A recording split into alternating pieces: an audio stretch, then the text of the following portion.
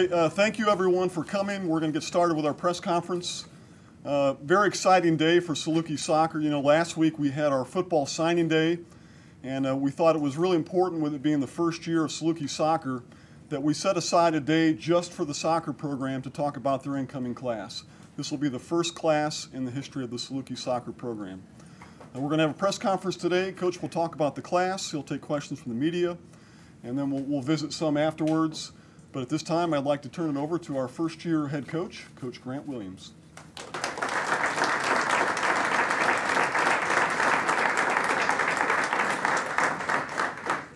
Thanks, everybody. You know, obviously, it's a huge honor and privilege to be able to announce the initial signing class and the 20 young ladies that will be the foundation for what Saluki soccer will be, not only next year, but for the foreseeable future. There's obviously some more work to be done, and we have some visits that are coming up, but I felt that we had enough of those young ladies, and they've been extremely patient in waiting for this day to come. I just wanted all of them to be able to have their moment together, instead of back in November having 10 or 12, and then we add 3 or 4, and then another 3 or 4. I wanted to have as much of that class completed. Again, it is a historical moment for our program and what that would mean for those young ladies who have decided to join us on this adventure. I couldn't be happier for this day to have gotten here. Obviously, there's been a ton of help to allow us to get to this point. You know, first and foremost, it's Coach Kill and Liz Jarnigan and the entire administration that has been supportive of the vision and the ambitious pursuit of putting this team together. The academic staff who has met with all of these young ladies and laid out a plan for them for not only success on the field, but off of it. And we'll talk a little bit about the academic accomplishments of these young ladies as we get a little bit further into it. My staff has been tremendous. You know, they were thrown directly into the fire as we were already kind of hot and heavy with recruiting, and it was, hey, welcome, here's your ticket, here's your car keys, let's get on the road and go.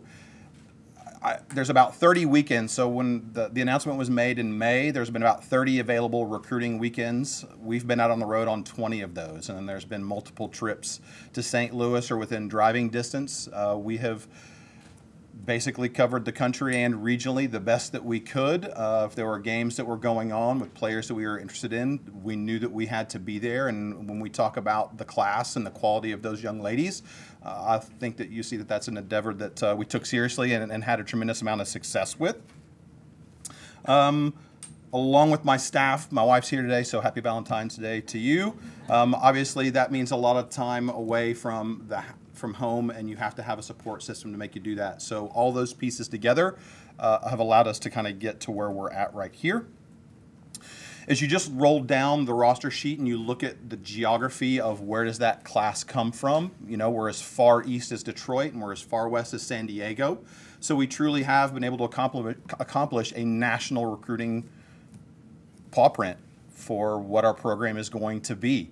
I think we made some tremendous inroads in state, as 9 of those young ladies are from the state of Illinois.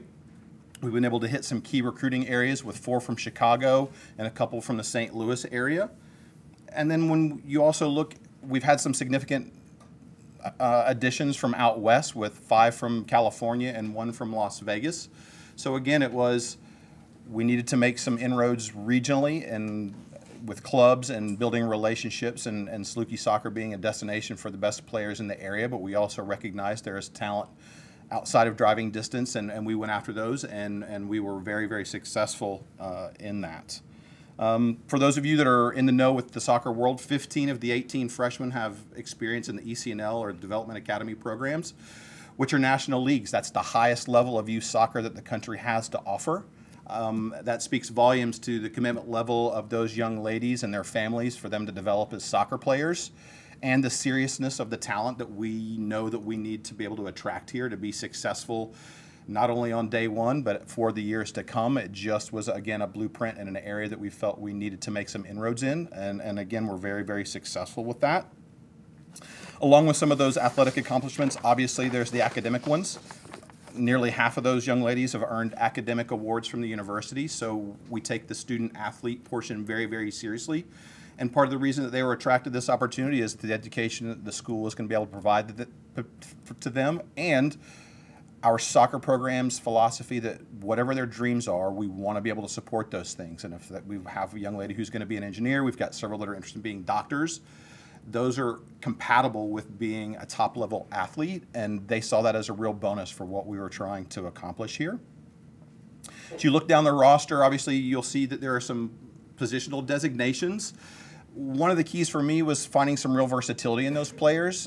I really liked the pieces that we've been able to assemble, but I wasn't quite sure what that picture was going to look like until we get to August and get to throw a ball out there. But having some flexibility with young ladies who have played in multiple positions gives us the opportunity to not only put the best 11 out there, but also a cohesive group that will be able to get some results for sure. Along with those, we're being competitive in their desire not only to want to just be part of history, but to make history. They recognize that they have to have an active part in not only their experience in the classroom, but out of it, and they know that it's not just along for the ride, that they are going to have to get to work.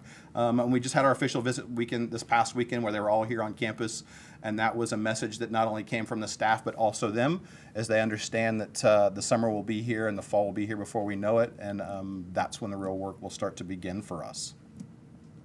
I'll spend a little time kind of working through the roster and just giving you some information about those young ladies and where we see them positionally. I'll start with the goalkeepers. All four of them are from California. Initially, when the hire happened and you looked at where the recruiting cycle was, for me, that was an area of real concern about how do you go get a goalkeeper that would be good enough to be your starting goalkeeper, maybe not only on day one, but for years to come. An area that of concern for me is now a huge area of strength for us. I feel confident with the ability and the personalities of all four of those young ladies, and any of them have the opportunity and the ability to be our starting goalkeeper, again, not only in year one, but year four. Ideally, it's not, the number is fine. Having four goalkeepers is not an issue. Having four goalkeepers in the same class is a challenge. But for me, because of the personalities of those young ladies and their connection to the university, that for me is again not going to be a challenge, but it's actually going to be a real strength, as they're all in it for the right reasons. And again, I couldn't be happier that we landed the quality of goalkeeper right out of the chute. Madison Binion is an attacking center midfielder from the Southern California area. She's a player that's got great craft on the ball. She can beat players off the dribble. She can strike the ball with either foot. She has some ability to play as forward as well, but she'll probably be competing in the center of the park for us. Moving on to Chicago, Emma Spotak, Christy Morauskas play for the Sockers, and then Liz Brechtel and Sam DeJulio play for the Eclipse. Those are two of the top clubs in the Chicago area, and they play at in the highest league and teams that those clubs offer. It builds some chemistry when you can find players that not only know each other but also have played together. And then as it goes through their youth playing careers, those players all knew of one another ahead of time. So again, it just strengthens our ability to recruit that area. It strengthens our ability to make success on the field happen a little bit earlier, but certainly couldn't be more excited about them. Emma is a wide player who's got tremendous pace and will be dangerous and a vertical threat for us. Christy Morauskas is a holding central midfielder. She's also played along the back line, so she could be at center back or as an outside back, but she has the ability to get forward. Liz Brechtel is a target forward. She's played as kind of a utility player for her current club team, but she has true ability to hold the ball up and some strength to be able to understand or withhold pressure. So that for her, I think, is going to be her spot. And then Sam DeJulio is a center back.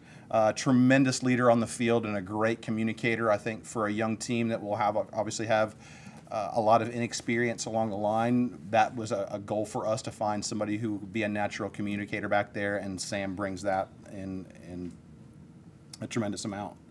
Our other Illinois kids, Katie Quinn is from Central Illinois, from the Bloomington area, and plays for the Illinois Fire Juniors. She plays as an outside back. She also can play as a midfielder, but those wide spaces, she's got some pace and a tremendous work rate. Smart kid. She's going to be an engineer. That just wait one day. She's going to do great things on and off the field. Peyton Schneider's an attacking center midfielder. She also can play forward. She's from the Edwardsville area, plays with the Scott Gallagher top club in the state. She's also a crafty player. She and Madison Binion will be great complements to one another because if you focus on one, the other one will be able to punish you.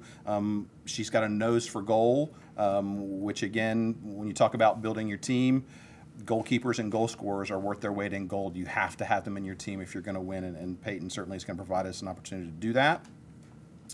We have the three locals, so Marissa Basie and Blake Clark are from Marion and played with Marion High School. They've also played with Gallagher at the ECNL level. You know, Blake had a breakout season last year, setting a record number of goals. She has great pace and a great work rate, so again, another vertical threat for us. Marissa is a very well-rounded midfielder. She can play as an attacking, she can play as a holding. She'll be competing for us in the middle of the park, but certainly her experience, along with her desire to be here, being a local product, big things are in store for her.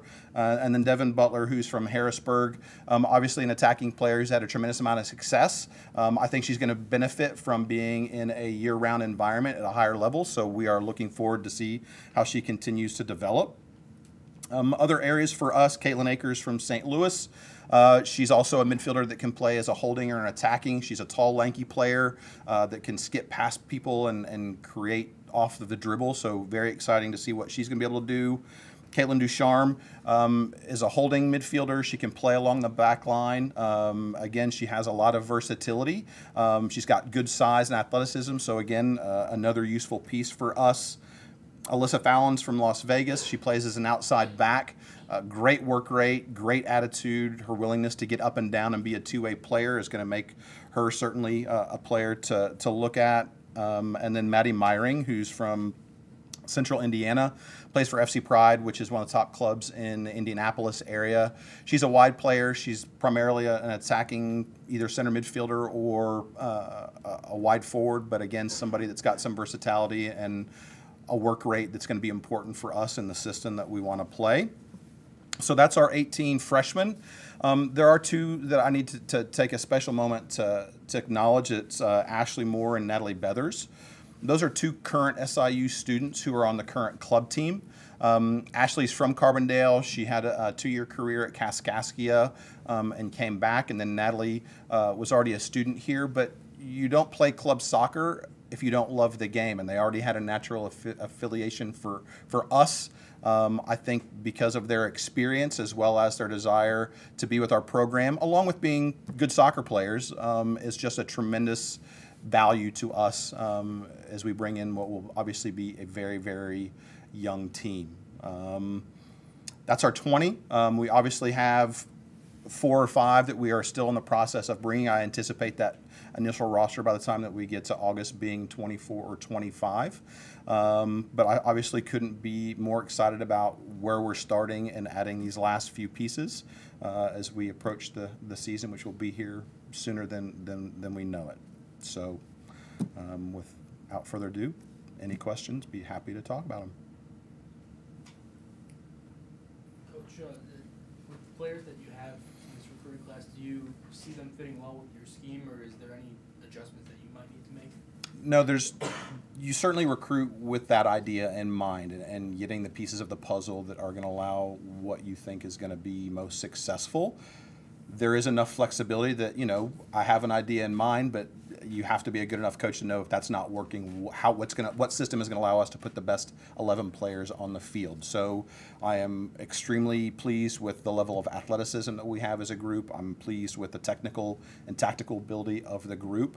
And again, I think that versatility in those players having played in different areas is going to allow us to have some flexibility to play whatever system the game is going to demand, whether it be a surface or an opponent or a moment in the game is really going to allow us to do that. Coach, this is a pretty freshman-laden class. The 4 or 5 you're looking to add, are they going to be transfer students, or? It's really a combination of both.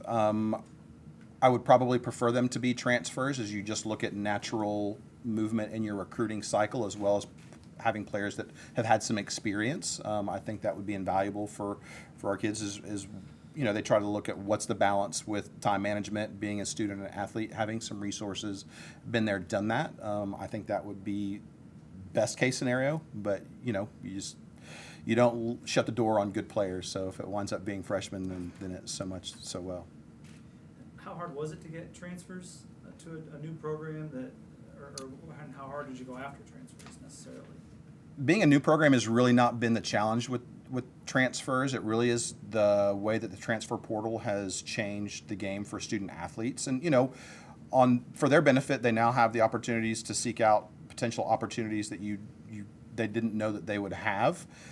You know, the way that it used to work is, you know, a club coach or a high school coach would contact me, and that coach might contact a handful of coaches. It's now the burden is now on the student athlete, but now every coach in the country knows that those players are on the portal, and it has just created a vast amount of competition. And if, you know, any program in the country that is looking to fill a need or a number, you just wind up with, you know, competing against more people. You know, the benefit of, you know, where we've gone to recruit is that, you know, we've had some contact with players who have been teammates of somebody, or they're from the same club, and you get some help and direction that way about what might differentiate us from other programs. But, you know, when I make those initial contacts, I mean, that's part of the selling point. You know, there's no other program in the country that you're going to go make history with like you are here with us. You mentioned all the visits and stuff that you were out there. Can you describe what it's like to have to recruit an entire roster versus a single class? You know, people ask me that, and I knew when you took this job and what it was going to entail, you knew that it was going to be a lot of work. Sometimes, you know, for me, the challenge was in just how quickly we were able to maintain those communication. You know, we would be on the road one weekend, we would get back, we would start to contact players.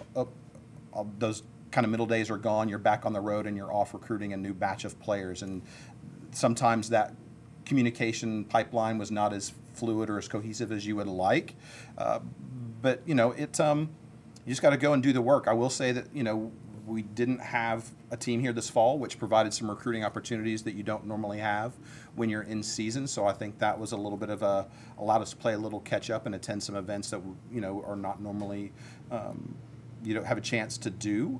You know, having 3 staff, I thought was a tremendous asset. You know, if there were just 2 of us, it just limits either the number of places that you can go or the number of games that you can see while you're at any one location. So that was a big push for us. The difference when you're recruiting for just one class is you're typically recruiting across several classes. So it's just different. It was actually in some regards a little bit easier because you knew exactly, hey, we are looking only at 2019s. And then as the pieces started to fall, we could be a little more focused in, hey, we need to start looking at a wide player, or hey, we need to start looking at a central midfielder, and that became a little bit more targeted, which became beneficial. But you know, we are now in that little bit of a hybrid that we still have to watch some 19s, but we are now moving into watching 20s and 21s to keep things moving in a positive direction. You have some players that come from the same school, played together on the same team. Do you think being a first-year program, that'll help with the comfort and just the chemistry of the team? Absolutely. You know, and anymore, I mean, the girls have a team or a group Snapchat, and you know, they have found as soon as they make announcements on their own before today, they found each other through social media and those kind of things. So they've started to build some of those friends and connections that way. But there's certainly something to be said about players who have some familiarity with one another and how quickly that then translates to being effective on the field. From the couple of club players you added, how'd you go about evaluating them and knowing that they were ready to play Division I soccer? That was a bit of a challenge. The club and the collegiate club environment, there's a wide spectrum, just like youth club soccer in that regard. It was just an opportunity to know when they were training and just to watch them, how they would train. You have an ability with Ashley Moore, who had been at Kaskaskia, that you'd have at least a frame of reference to get some feedback about, you know, what were training habits like and those kind of things. So, you know, some of it was just feel, you know, how seriously are they going to take this opportunity? Because, in some regards, some players want to play club sports because they don't want to coach and they don't want to get up at 6 a.m. and lift weights and they don't want some of the requirements that are necessary, and that weeds some players out, even players, that come from really strong backgrounds. With these two in particular, they showed the desire to want to be a part of what we're trying to do. And then also the benefit is that this spring, we'll have an opportunity to work with them, get them in the weight room as they're already current students. They can hit the ground running, and we can make up some ground that some areas that will be challenges for them. What kinds of things do you look for in a goalkeeper? Height is probably the first thing, although it's not necessarily a disqualifier. I mean, like anything, the lofted ball, in particular in the women's game, is always a bit dangerous. So either having somebody that's got natural height that can cover that last foot of the goal, or somebody that's got exceptional jumping ability and athletic ability to cover those areas. Their ability to communicate, they have to be natural communicators. They can't be silent. They're part of the back line, as well as, once we collect possession, an ability for us to attack and go forward.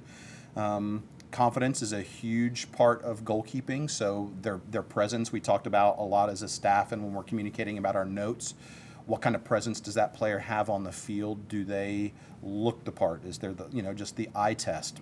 There has to be some natural kicking ability. There are lots of good goalkeepers that may have height and they can catch a ball, but if their kicking ability is poor, you can't change fields. You can't churn from what was a defensive phase, now the ball is at the other end of the field just from a punt, or whether it's a goal kick. So those, again, there's those athletic factors, and and then there's just it.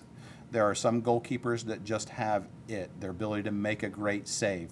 They all have the ability to make the routine saves. The balls that are hit right at them, they all have a range in which they can cover the goal, but there are just some goalkeepers that have a knack for coming up with that big save when you need it.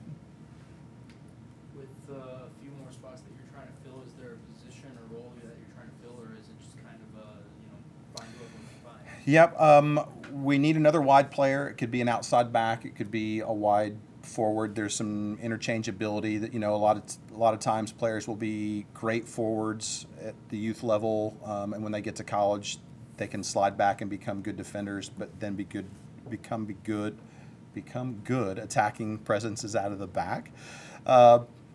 We needed probably another central midfielder to that mix, and then we'll start to look at where do we potentially need some cover based on those last couple of pieces as they fall. When's the soonest that all of these players are going to start showing up here and you guys are going to get in the weight room? July, so we have a tremendous resource in our administration and the school supporting our student athletes to be here in the summer, so the opportunity for them to come in and make an easier transition academically by taking a class, but then also work with our strength staff. So July is it. For a lot of these young ladies, as they come out of their high school season or their club season over the course of the spring, they're still playing in May and June. So then that first natural break is July, and then also then gives us a fitness foundation to then hit the ground running when we hit the balls out in August. Does the concept of redshirting exist in women's soccer? It certainly does, and that's a conversation we've actually had with the goalkeepers, trying to move one of them, if it makes sense, from that 19 class into the 20 class. We had one of the young ladies tore ACL in November, had surgery in December, so we will just see where she is in that rehabilitation process to know whether we want to burn that first year, depending on when she comes back, but it certainly is. There are some programs that will carry a larger roster size, and for that very reason, I don't anticipate that being the case here. I want players who are contributing from day one, but it certainly makes sense in some circumstances to do that. Was there a player on the recruiting trail that you guys got that you felt was a long shot for whatever reason? There were a few, and in particular with the goalkeepers. We made an early trip out to California, and when we put a list of 5 goalkeepers up on the board, and as I shared with Libby, if we get 2, I would be over the moon. I would just, and it honestly, yeah, you pick. You're like, this one's got some strengths here, this one has some strengths there, but honestly, we would have been happy with any of the 2, and to wind up with 4. It's a statistical anomaly. So Libby's a good saleswoman, and we have a great product here, and all those pieces just kind of fell together. But without a doubt, goalkeeping is probably the biggest home run that we hit. When you went on the road, what was the kind of sales pitch that you gave to these women to get them here? Playing Division I, you know, there's great soccer played at every level, but there obviously is the Division I moniker that we're playing at the highest possible level. You know, you can't miss it. I mean, that's one of the first things that you talk about is we're a brand new program, and you're going to have an opportunity to make an impact and make history here. Those are probably the two biggest things. And then obviously once they come to campus, they see the natural beauty that Southern Illinois as a region has.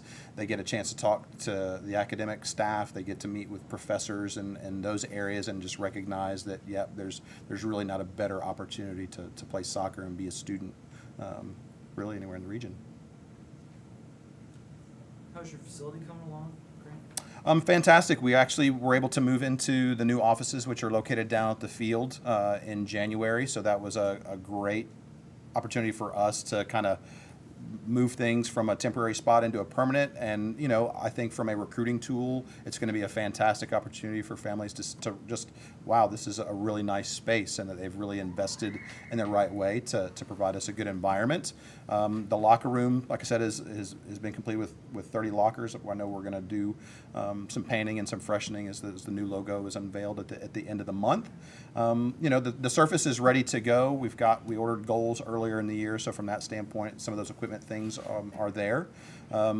Coach is probably a better person to answer some of the facility timelines, but I know that the scoreboard is obviously a big priority for an infrastructure standpoint. And then obviously as we get into Valley Play in 2020, having some of the things in place that would allow us to stream ESPN and those kind of things. So I think it will be kind of a rolling project in 19 and 20 with some of those facility enhancements, but there certainly is no lack of commitment to making that a home field environment for us. So really excited about that. Are your locker rooms here, or are they at the facility down there by the track? They're here in this building, and honestly, from a student-athlete daily experience, it actually, I think, is going to be better for our athletes because the academic center is here, the weight room is here, the training room is here. Okay, you don't get those few minutes that you might come out to practice or right after practice, but I think from a user-friendly standpoint, the fact that it's in this building is actually is better for our student athletes in the grand scheme of things. How anxious are you to be able to see these ladies and have in your own mind the top 11 or top 12 or top 13 players? Well, as we were shuttling them back and forth from the airport this last weekend, you know, Naomi and Libby had a running bet, you know, how long would it take before kind of the moment overwhelmed me and I cried. It took about 3 minutes once we got them all in the room. We just started, you know, the realization of this is it. This is our team. These are the young ladies who are going to be putting on that uniform and representing Southern Illinois. You know, the ladies have some work to do to prove themselves over the course of the summer as we get there. But, you know, there will be lots of learning opportunities. I think that we will be, in some regard, a work in progress, as experience needs to be had by everybody on the roster to kind of know what their role is going to be in that regard. But, you know, it's the best players always kind of rise to the cream of the crop, and you will know very, very quickly. I will say that, and that's the challenge that I gave them this weekend, is that their work hasn't finished, but it's actually just begun. And because they are all accomplished youth players, they're used to starting. They're used to having their spot, that they're now going to have to come and compete. So we'll see how some of those things kind of pan themselves out as we get here in August. Anything else for Coach? All right, great questions. Thank you. Thanks, everybody. Go Dogs.